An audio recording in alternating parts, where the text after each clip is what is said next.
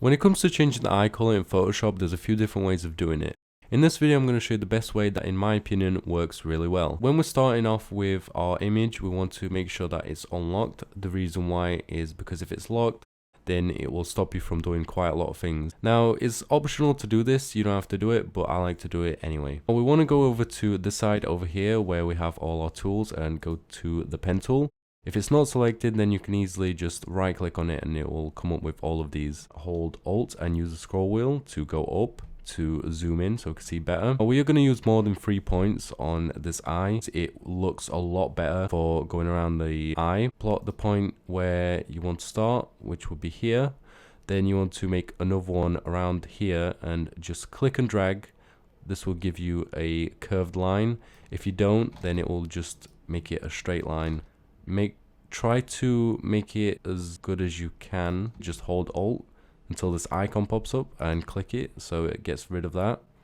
We want to set another one. If I can put mine around there, that looks quite good. We want to plot another one around here. This one is going to be kind of a bit difficult to do, but there. It doesn't have to be perfect because we can easily edit that later on. Now we're going to go back to the first one, just click and drag, same again. Now that we've got it all selected, we can actually make the selection now. If we go over to the top bit here, go to select or selection, make sure this is on 0 pixels. Go over to this side and pick the colors by going to the bucket tool. And in here, I've already got mine saved to this color because it matches with the original image. You can now create a new layer on top of this one. Got layer 1, we can just click on here because it's got this area selected. Go over to select, then go to modify. In here you want to go to expand to 3, to select again, modify border, set that to 7, and now you just press delete, select again, and just make sure you have this, which is the effects on color.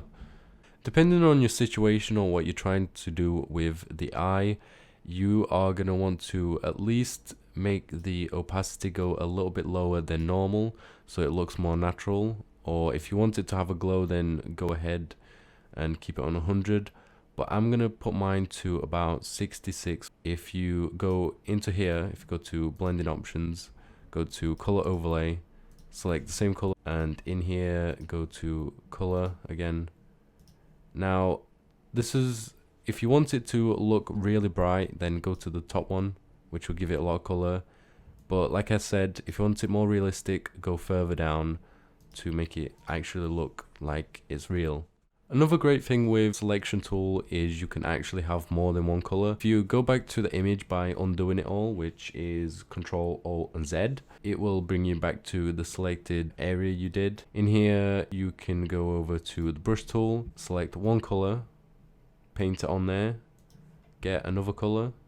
So let's say we're gonna go with a blue, so like a blue versus purple, and go to color, and as you can see, it changes it. Anyway, if this video was helpful, make sure to give it a thumbs up. Let me know if it helped you or not. I will see you in my next video. Bye.